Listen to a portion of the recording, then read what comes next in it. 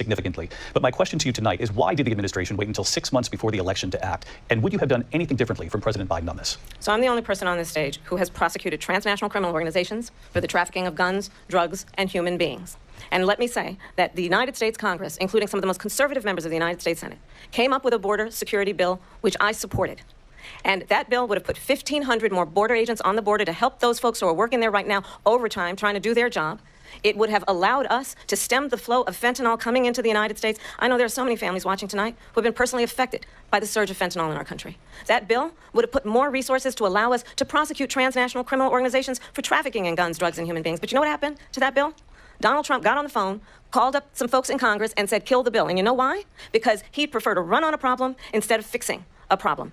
And understand, this comes at a time where the people of our country actually need a leader who engages in solutions, who actually addresses the problems at hand. But what we have in the former president is someone who would prefer to run on a problem instead of fixing a problem. And I'll tell you something, he's going to talk about immigration a lot tonight, even when it's not the subject that is being raised. And I'm going to actually do something really unusual, and I'm going to invite you to attend one of Donald Trump's rallies, because it's a really interesting thing to watch. You will see during the course of his rallies, he talks about fictional characters like Hannibal Lecter. He will talk about windmills cause cancer. And what you will also notice is that people start leaving his rallies early out of exhaustion and boredom. And I will tell you, the one thing you will not hear him talk about is you. You will not hear him talk about your needs, your dreams, and your desires. And I'll tell you, I believe you deserve a president who actually puts you first, and I pledge to you that I will. Vice President Harris, thank you. President Trump, on that point, I want to get your response. Well, I would like to respond. Let me just ask, though, why did you try to kill that bill, and successfully so? That would have put thousands of additional agents and officers on the border. First, let me respond to the rallies. She said people start leaving. People don't go to her rallies. There's no reason to go. And the people that do go, she's bussing them in and paying them to be there, and then showing them in a different light. So she can't talk about that. People don't leave my rallies. We have the biggest rallies, the most incredible rallies in the history of politics. That's because people want to take their country back. Our country is being lost. We're a failing nation. And it happened 3.5 years ago. And what's going on here, you're going to end up in World War III, just to go into another subject. What they have done to our country by allowing these millions and millions of people to come into our country, and look at what's happening to the towns all over the United States. And a lot of towns don't want to talk. It's not going to be Aurora or Springfield. A lot of towns don't want to talk about it because they're so embarrassed by it. In Springfield, they're eating the dogs, the people that came in. They're eating the cats. They're eating the pets of the people that live there. And this is what's happening in our country, and it's a shame. As far as rallies are concerned, as far as the reason they go is they like what I say. They want to bring our country back. They want to make America great again. It's a very simple phrase, make America great again. She's destroying this country, and if she becomes president, this country doesn't have a chance of success. Not only success, we'll end up being Venezuela on steroids. I just want to clarify here, you bring up Springfield, Ohio, and ABC News did reach out to the city manager there. He told us there had been no credible reports of specific claims of pets being harmed, injured, or abused by individuals within the immigrant community. Well, I've seen people on television. Let me just say here, this is the people on television say my dog was taken and used for food. So maybe he said that, and maybe that's a good thing to say for a city manager. I'm not taking this from television. But the people on television saying the dog was eaten by the people that went there.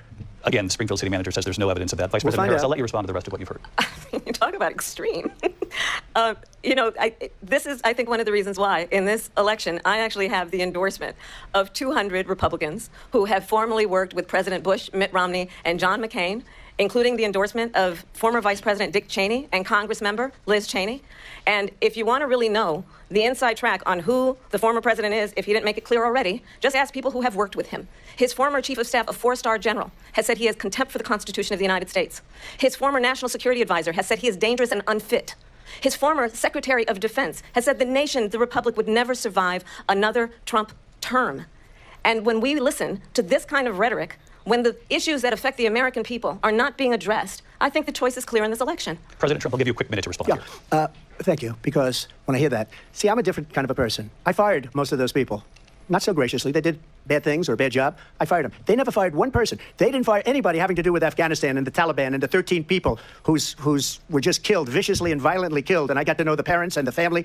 They didn't fire. They should have fired all those generals, all those top people, because that was one of the most incompetently handled situations anybody has ever seen. So when somebody does a bad job, I fire him. And you take a guy like Esper. He was no good. I fired him. So he writes a book. Another one writes a book. Because with me, they can write books. With nobody else can they. But they have done such a poor job, and they never fire anybody. Look at the economy. Look at the inflation. They didn't fire any of their economists. They have the same people. That's a good way not to have books written about you. But just to finish, I got more votes than any Republican in history by far. In fact, I got more votes than any president, sitting president, in history by far. Let me continue on immigration. It was what you wanted to talk about earlier, so let's get back to your deportation proposal that the vice president has reacted to as well. President Trump, you call this the largest domestic deportation operation in the history of our country. You say you would use the National Guard. You say if things get out of control, you'd have no problem using the U.S. military. Police, yes. You also said you would use local police. How would you deport 11 million undocumented immigrants? I know you believe that number is much higher. Take us through this. What does this look like? Will authorities be going door to door in this country? Yeah, it is much higher because of them. They allowed criminals, many millions of criminals. They allowed terrorists. They allowed common street criminals. They allowed people to come in, drug dealers, to come into our country, and they're now in the United States and told by their countries like Venezuela, don't ever come back or we're going to kill you. Do you know that crime in Venezuela and crime in countries all over the world is way down? You know why? Because they've taken their criminals off the street and they've given them to her to put into our country. And this will be one of the greatest mistakes in history for them to allow, and I think they probably did it because they think they're going to get votes, but it's not worth it because they're destroying the fabric of our country by what they've done. There's never been anything done like this at all. They've destroyed the fabric of our country. Millions of people let in, and all over the world, crime is down, all over the world except here. Crime here is up and through the roof. Despite their fraudulent statements that they made, crime in this country is through the roof. And we have a new form of crime. It's called migrant crime, and it's happening at levels that nobody thought possible. President Trump, as you know, the FBI says overall viult crime is actually coming down in this country. But excuse me, the FBI they were defrauding statements. They didn't include the worst cities. They didn't include the cities with the worst crime. It was a fraud, just like their number of 818,000 jobs that they said they created turned out to be a fraud. President Trump, thank you. I'll let you respond, Vice President Harris. Well, I think this is so rich,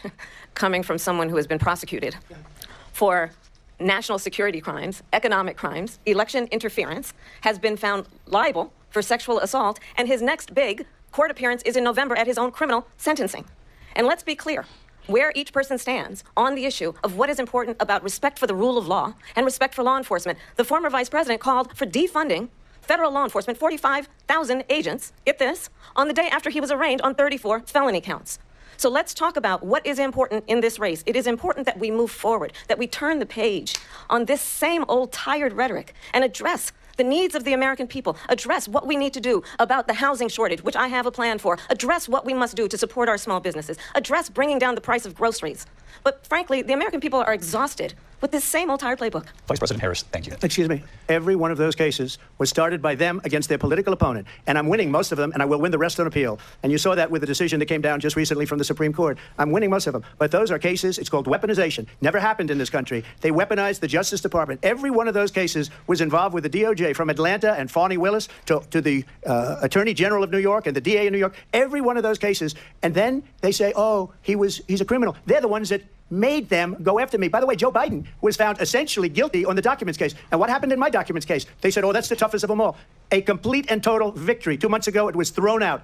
It's weaponization, and they used it, and it's never happened in this country. They used it to try and win an election. They're fake cases. President Trump, thank you. A really quick response here, Vice President Harris, on this notion of weaponization of the Justice Department. Well, let's talk about extreme and understand the context in which this election in 2024 is taking place. The United States Supreme Court recently ruled that the former president would essentially be immune from any misconduct if he were to enter the White House again. Understand, this is someone who has openly said he would terminate, I'm quoting, terminate the Constitution of the United States, that he would weaponize the Department of Justice against his political enemies. Someone who has openly expressed disdain for members of our military. Understand what it would mean if Donald Trump were back in the White House with no guardrails, because certainly we know now the court won't stop him. We know J.D. Vance is not going to stop him. It's up to the American people Vice to stop Harris, him. Thank you. Lindsay? Vice President Harris, in your last run for president. This is the one that weaponized, not me. She weaponized. I probably took a bullet to the head because of the things that they say about me. They talk about democracy. I'm a threat to democracy. They're the threat to democracy with a fake Russia investigation that went nowhere. We have a lot to get to. Lindsay? Vice President Harris, in your last run for president, you said you wanted to ban fracking. Now you don't. You wanted mandatory government buyback programs for assault weapons. Now your campaign says you don't. You supported decriminalizing border crossings. Now you're taking a harder line. I know you say that your values have not changed. So then why have so many of your policy positions changed? So my values have not changed, and I'm going to discuss at least every point that you've made. But in particular, let's talk about fracking because we're here in Pennsylvania. I made that very clear in 2020. I will not ban fracking. I have not banned fracking as Vice President of the United States. And in fact, I was the tie-breaking vote on the Inflation Reduction Act, which opened new leases for fracking. My position is that we have got to invest in diverse sources of energy so we reduce our reliance on foreign oil. We have had the largest increase in domestic oil production in history because of an approach that recognizes that we cannot over-rely on foreign oil. As it relates to my values, let me tell you, I grew up a middle-class kid raised by a hardworking mother who worked and saved and was able to buy our first home when I was a teenager. The values I bring to the importance of home ownership, knowing not everybody got handed $400 million on a silver platter and then filed bankruptcy 6 times, is a value that I bring to my work to say we are going to work with the private sector and home builders to increase 3 million homes, increased by 3 million homes by the end of my first term. My work that is related to having a friend when I was in high school who was sexually assaulted by her stepfather. And my focus then on protecting women and children from violent crime is based on a value that is deeply grounded in the importance of standing up for those who are most vulnerable. My work that is about protecting Social Security and Medicare is based on long-standing work that I have done, protecting seniors from scams. My values have not changed. And what is important is that there is a president who actually brings values and a perspective that is about lifting people up and not beating people down. And name-calling. The true measure of the leader is the leader who actually understands the strength is not in beating people down, it's in lifting people up. I intend to be that president. President Trump, your Well, first of all, I response? wasn't given $400 million. I wish I was. My father was a Brooklyn builder, Brooklyn, Queens, and a great father, and I learned a lot from him. But I was given a fraction of that, a tiny fraction, and I built it into many, many billions of dollars, many, many billions. And when people see it, they are even surprised. So we don't have to talk about that. Fracking, she's been against it for 12 years. Defund the police, she's been against that forever. She gave all that stuff up very wrongly, very horribly, and everybody's laughing at it, okay? They're all laughing at it. She gave up at least 12 and probably 14 or 15 different policies. Like, she was big on defund the police. In Minnesota, she went out, wait a minute, I'm talking now. If you don't mind, please. Does that sound familiar? She went out in Minnesota and wanted to let criminals that killed people, that burned down Minneapolis, she went out and raised money to get them out of jail. She did things that nobody would ever think of. Now she wants to do transgender operations on illegal aliens that are in prison. This is a radical left liberal that would do this. She wants to confiscate your guns, and she will never allow fracking in Pennsylvania. If she won the election, fracking in Pennsylvania will end on day one. Just to finish, one thing so important in my opinion. So I got the oil business going like nobody has ever done before. When they took over, they got rid of it, started getting rid of it, and the prices were going up the roof. They immediately let these guys go to where they were. I would have been 5 times, 4 times, 5 times higher, because you're talking about 3.5 years ago. They got it up to where I was because they had no choice, because the prices of energy were quadrupling and doubling. You saw what happened to gasoline. So they said, let's go back to Trump. But if she won the election, the day after that election, they'll go back to destroying our country, and oil will be dead, fossil fuel will be dead, we'll go back to windmills, and we'll go back to solar, where they need a whole desert to get some energy to come out. You ever see a solar plant? By the way, I'm a big fan of solar, but they take 400, 500 acres of desert President soil. Trump, we have a These lot are of not good issues things that for we the have to get to. environment that We're she out of time. understands. Thank you. Lindsay, thank you. We have an election in just 56 days. And I want to talk about the peaceful transfer of power, which, of course, we all know is a cornerstone of our democracy, and the role of a president in a moment of crisis. Mr. President, on January 6th, you told your supporters to march to the Capitol. You said you would be right there with them. The country and the world saw what played out of the Capitol that day, the officers coming under attack. Aides in the West Wing say you watched it unfold on television off the Oval Office. You did send out tweets, but it was more than 2 hours before you sent out that video message telling your supporters to go home. Is there anything you regret about what you did on that day? You just said a thing that isn't covered. Peacefully and patriotically, I said during my speech, not later on. Peacefully and patriotically. And nobody on the other side was killed. Ashley Babbitt was shot by an out-of-control police officer that should have never, ever shot her. It's a disgrace. But we didn't do this group of people that have been treated so badly. I ask, what about all the people that are pouring into our country and killing people that she allowed to pour in? She was the border czar, remember that. She was the border czar. She doesn't want to be called the border czar because she's embarrassed by the border. In fact, she said at the beginning, oh, I'm surprised you're not talking about the border yet. That's because she knows what a bad job they've done. What about those people? When are they going to be prosecuted? When are these people from countries all over the world, not just South America, they're coming in from all over the world, David, all over the world, and crime rates are down all over the world because of it. But let me just when are those, David, when are those people going to be prosecuted? When are the people that burned down Minneapolis going to be prosecuted? Or in Seattle, they went into Seattle, they took over a big percentage of the city of Seattle. When are those people going to be prosecuted? But let me just ask You might ask her that question. You were the president. You were watching it unfold on television. It's a very simple question as we move forward toward another election. Is there anything you regret about what you did on that day? Yes, sir. I had nothing to do with that other than they asked me to make a speech. I showed up for a speech. I said, I think it's going to be big. I went to Nancy Pelosi and the mayor of Washington, D.C., and the mayor put it back in writing, as you know. I said, you know, this is going to be a very big rally or whatever you want to call it. And again, it wasn't done by me. It was done by others. I said, I'd like to give you 10,000 National Guard or soldiers. They rejected me. Nancy Pelosi rejected me. It was just 2 weeks ago. Her daughter has a tape of her saying she is fully responsible for what happened. They want to get rid of that tape. It would have never happened if Nancy Pelosi and the mayor of Washington did their jobs. I wasn't responsible for security. Nancy Pelosi was responsible. She didn't do her job. The question was about you as president, not about former Speaker Pelosi, but I do want Vice President Harris to respond here. I was at the Capitol on January 6th. I was the vice president-elect. I was also an acting senator. I was there. And on that day, the president of the United States incited a violent mob to attack our nation's capital, to desecrate our nation's capital. On that day, 140 law enforcement officers were injured, and some died. And understand, the former president has been indicted and impeached for exactly that reason. But this is not an isolated situation. Let's remember Charlottesville, where there was a mob of people carrying tiki torches, spewing anti-Semitic hate. And what did the president then at the time say? There were fine people on each side. Let's remember that when it came to the Proud Boys, a militia, The president said, the former president said, stand back and stand by. So for everyone watching who remembers what January 6th was, I say, we don't have to go back. Let's not go back. We're not going back. It's time to turn the page.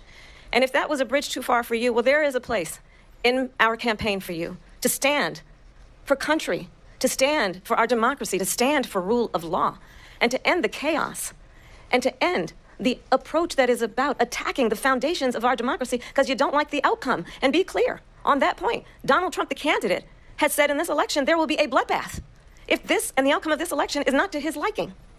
Let's turn the page on this. Let's not go back. Let's chart a course for the future and not go backwards to the past. Let me just follow up here. It was a different term, and it was a term that related to energy because they have destroyed our energy business. That was where bloodbath was. Also, on Charlottesville, that story has been, as you would say, debunked. Laura Ingraham, Sean Hannity, Jesse, all of these people, they covered it. If they go an extra sentence, they will see it was perfect. It was debunked in almost every newspaper, but they still bring it up, just like they bring 2025 up. They bring all of this stuff up. I ask you this. You talk about the Capitol.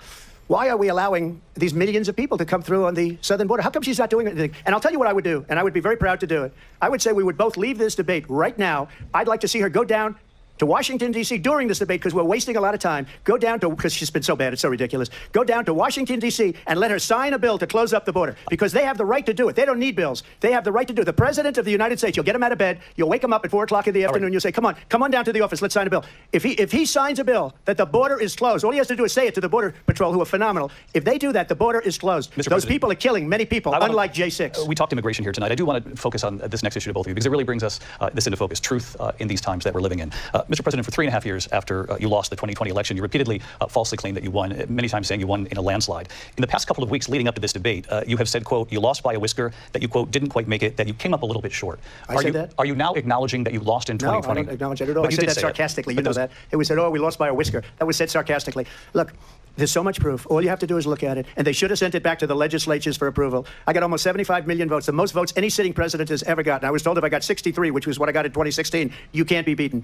The election, people should never be thinking about an election as fraudulent. We need two things. We need walls, and we have to have it. We have to have borders, and we have to have good elections. Our elections are bad. And a lot of these illegal immigrants coming in, they're trying to get them to vote. They can't even speak English. They don't even know what country they're in practically. And these people are trying to get them to vote. And that's why they're allowing them to come into our country. I did watch all of these pieces of video. I didn't detect the sarcasm. Lost by a whisker. We didn't quite make it. And we should just point out here as clarification, and you know this, you and your allies, 60 cases in front of many judges, many of them Republican. No judge looked at it. And said they said no we didn't have standing. That's the other thing. They said we didn't have standing, a technicality. Can you imagine a system where a person in an election doesn't have standing? The President of the United States doesn't have standing. That's how we lost. If you look at the facts, and I'd love to have you'll do a special on it. I'll show you Georgia, and I'll show you Wisconsin, and I'll show you Pennsylvania, and I'll show you. We have so many facts and statistics, but you know what? That doesn't matter because we have to solve the problem that we have right now. That's old news. And the problem that we have right now is we have a nation in decline, and they have put it into decline. We have a nation that is dying, David. Mr. President, thank you. Vice President Harris, you heard the president there tonight. He said he didn't say that he lost by a whisker, so he still believes he did not lose the election